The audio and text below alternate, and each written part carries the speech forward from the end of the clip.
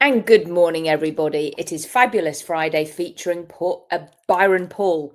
And Byron, I met you at a conference. We were doing a workshop together with Rich Guzzi. And do you know what? I had no idea that you were an author as well. So absolutely fantastic. Please take it away. Tell us about your books and your journey with it all.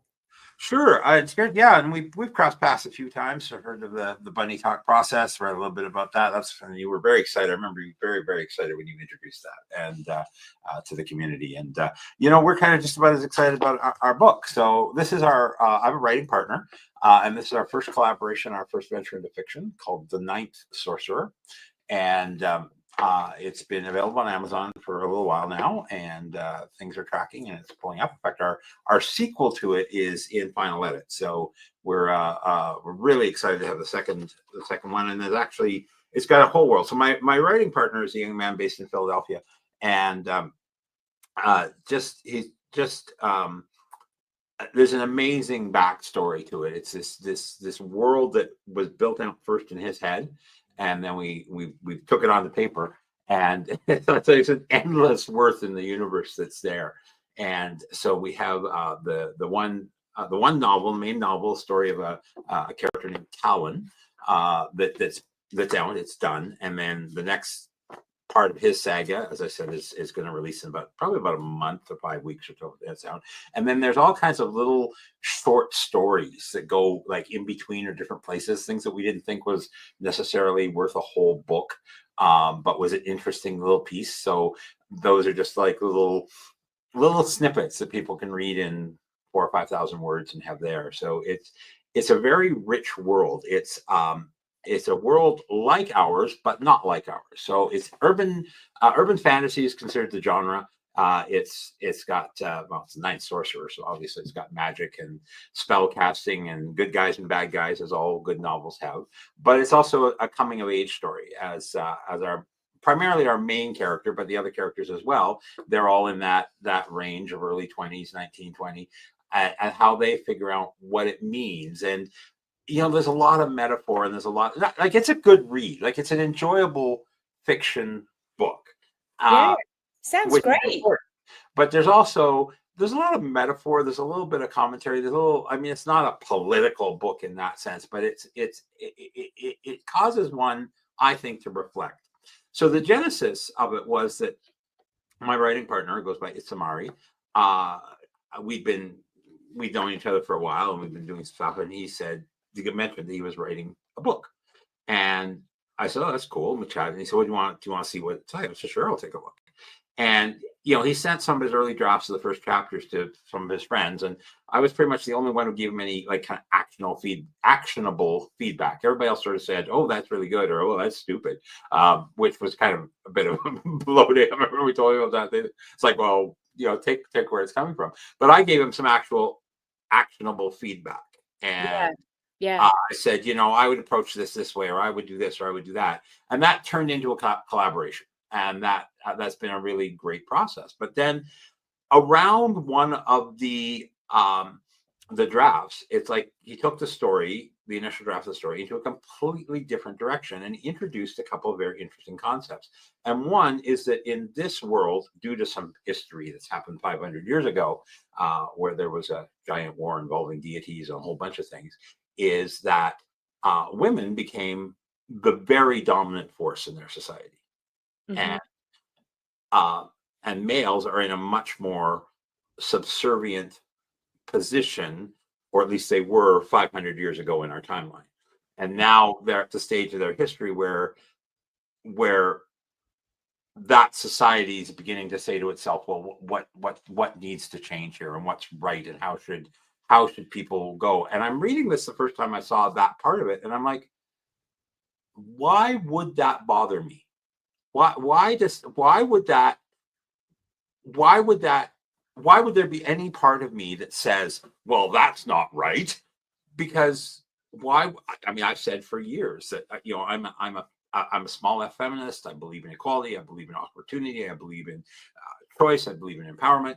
So why would it bother me at all that in a fictional world the traditions that have shaped North America or shaped our society are upside down or backwards or different. And then we just went with it. And, it's not, there will be some readers. We know there will be some readers who might even really enjoy the genre who will say, I can't handle that women are in all the power positions. Okay. I mean, okay. There's lots of other books to choose from. And, it's not that we wrote it for women or for men or it's not a kid's book. We don't market it as a kid's book.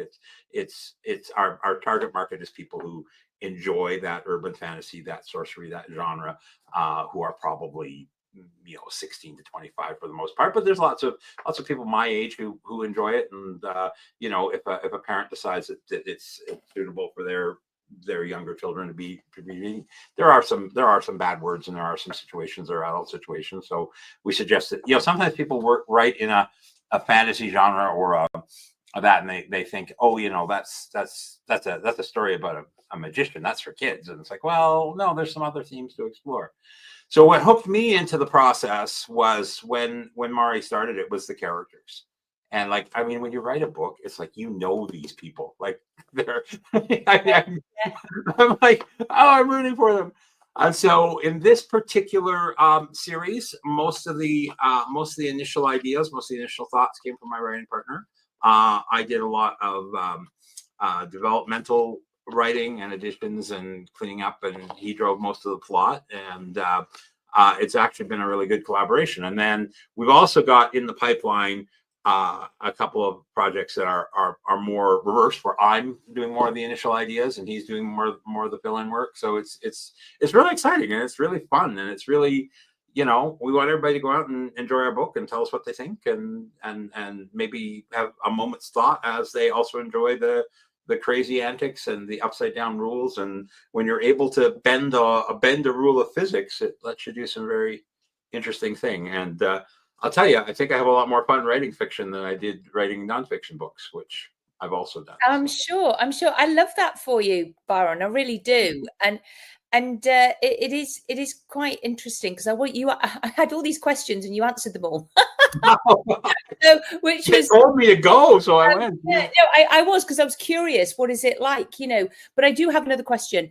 Is there a character then within the book that you particularly like, or is there one that you dislike? Because you said that as you're building these characters, you're rooting for them. Yeah, you just said there was always a goodie and a baddie. So it's like, tell me.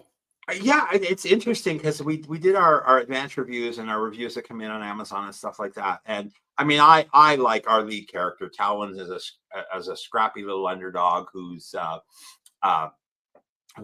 19 at the beginning of the story and just got accepted into this very prestigious university, and has society is stacked the deck against him. So he's a little bit the underdog. He's a little bit insecure, a little bit finding his place. I mean, that's kind of the point of it. And then at the same time,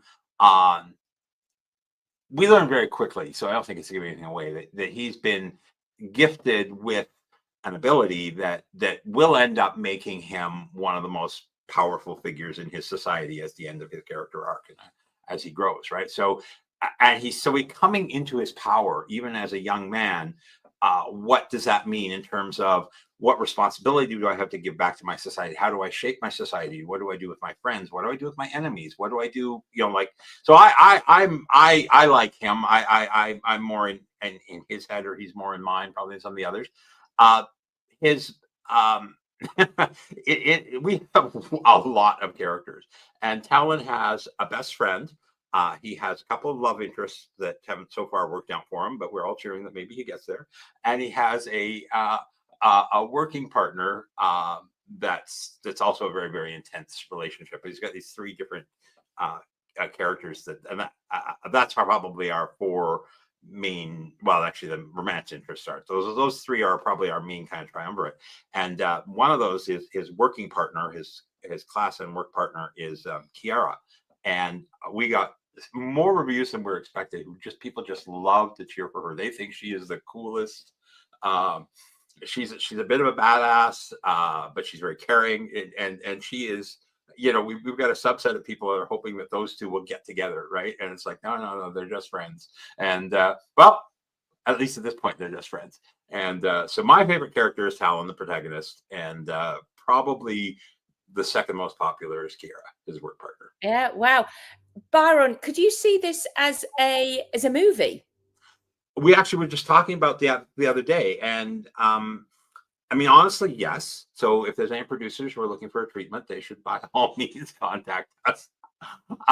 The reality is it's a crowded genre, and there's lots of good writers in this genre. Some have been out for a very long time, some are new. So there's lots of exciting things happening in that kind of the book world. And the reality of life is also that making a fantasy movie is an expensive movie to make. It's not where you can just go downtown and find a set. I mean, where do you find? We have one of our scenes, several of our scenes are set in a glass realm, and another one's in a fire realm. Which, if you can imagine a landscape that's basically the inside of a volcano, I mean, how do you convert that to film? So, I mean, there's certainly a lot of work to do on that. But I think it could be that way. I think that's I think a lot of fiction authors. I think we in the back of our minds say, well, that would be great. It's not kind of banking on it as what our driving force. I mean, we want to enjoy it. We enjoy the writing. We want our readers to enjoy the book. But yeah, I think it could be pulled into something that's presented in a movie type of form. Yeah, that'd be great to have happen. So, I mean, people love, to fantasy. They love to, get away from reality, and it's so yeah. And why not? You've got lots of different characters, and I do wonder. It made me think that you were saying that with the different characters. Then, have you already sort of like thought, oh, that person would play it really well. That actor or actress would play it really well. I haven't gone that far myself, but what's interesting now. what you mentioned that is for the cover of the book, like a lot we had two choices for covers that we narrowed it down to, and we think we finally made the right choice. But we did a survey on one of our sites, and the votes came in like just like a US election, 49 to 51. And I'm like, oh, you people, you didn't help at all. So we finally chose the cover. But one of the reasons with the cover that we didn't use is it had a picture of the protagonist. And that's an odd little thing when you're dealing with books and book covers, because everybody who reads this book has an image in their head of what the characters are. And if we as I'm the publisher, but as the author or the publisher of the book, if we put a face on the cover, we're defining for the reader what that character looks like. You're right. And that can be good and that can be bad, right? And we eventually decided to let people find their own way. And one of the reasons that we did that is in putting the book together. My co-author is not the same race as I am. There's women involved. Our cover artist is a woman. There's people from all over the world. Like, just totally, collaboration was all digitally with our artists and our editor and our, women, men, different ages, different races, a whole bunch of different people in here. And we were talking about one character. And my co-author said, well, he's Black. And I went, like, of course he is. Why wouldn't he be? And it never dawned on me. So we have the two of us intimately involved in writing this. I hadn't really said, oh, this character is, and we have different races as well as humans, but this character is green or blue or purple or black or whatever. Yeah. I hadn't given it much thought, but he had, and in that particular character, he'd seen that character as a Black person. And sure, that character is now a Black person in my mind too. But it's just interesting because as soon as you start to assign those attributes and put them on a cover or describe them, we have some characters where in the book it says they are tall or they are short or they are this or they are that, right? But we have a lot of characters where we only kind of define in the prose the attributes that matter to our plot or to our character. And in terms of how they wear their hair or how they dress or what their skin color is or whatever, we leave that out there for everybody to fill in, which I like better, actually. So no, I haven't got to answer the question. I haven't got to the point of assigning Hollywood stars to our characters just yet, but I've given some thought to how they'd look. Well, it's a bit of fun. It's I mean, it's you may well do now that I asked the question. planted the seed. But it's, as I say, it's just that then it's just more, and then maybe as you're writing the next book, you may think, and it would be great if this could become a movie or a series for you. It would be awesome if that develops, and there's always that possibility. I mean, our next immediate goal is selling a few more copies and getting some more reviews on Amazon. The reality of life right now is that there's a lot of challenges to being an author. I have a young friend actually from my improv group of all places that was all set about coming out of pandemic in his early 20s. He was going to go off to college and study writing. Like, he wanted to be a writer, and he changed his plans completely because he said, well, with AI, there's going to be no jobs left in that. And the type of writing that he was considering as a career is heavily influenced by AI. And so he has a point, and now he's trying to figure out what he's going to do next. So you've got a lot of people who think that AI can just write all of our content for us and it'll just be amazing. And AI is a great tool. And I use AI to do a lot of things in my life, but not to write this book. And but that's making it tough in the field. And for years now, we've had the marketing has changed from brick and mortar bookstores to Amazon. That's been, I'd say almost decades now, where people do not go into a bookstore the way they used to, at least the mainstream people. And you find a good quirky little corner bookstore and it becomes your second home if you like books. But even you go into like the big box stores, I mean, there's fewer and fewer. In Canada, we have Chapters was the big book, and then it became Indigo, and then it's similar to Barnes and Noble. But you go into those kinds of things now. First of all, there's a lot fewer of them to go into, and you go in and they're giftware, and they're you buy clothing and office supplies, and the book section seems to be shrinking. Yeah. And so I encourage people, read books, buy books, even if you're not our book, but please. So and then on top of that, the how your title is positioned in the online platforms and the catalogs, and even for that matter on the store shelves in a bookstore, is so dependent on what the algorithms are saying and what the reviews are saying and what so it's doing things like this helps for sure, getting word out and getting people, encouraging people to look at the Ninth Sorcerer, to pick up a copy. But it's in large part driven by the reviews and the little stars and things like that. And because people want to, they want to belong, and they want to feel like so they want to read things other people say are good. They want recommendations, reviews, star ratings really matter in the life of a book. We look, it's true. And so that's our next thing, and that's what I'd like everybody to do. We made a conscious decision. I think there's a hardcover version that is or will be available shortly if it's not online yet, but that's really just for us to have on our prac shelves. But I think it's a beautiful looking book, and I still to this day prefer reading fiction in my hand. I have a lot of digital copies, a lot of the things, but I do like reading a book. We kept the price as low as we possibly could. It's a fairly large book as the genre goes. And so we've kept the price on the paperback at what we think is reasonable and best we could do. But the ebook on Amazon, we set down at 99 cents in the US and Canada. And one of the reasons to do that was to get people just into the story, into the world before the sequel comes out, and to encourage people to leave us some reviews. So you can pick the book up for a song. In fact, in Canada, we have a dollar coin called the loonie, and I will send people a loonie to buy my book, right?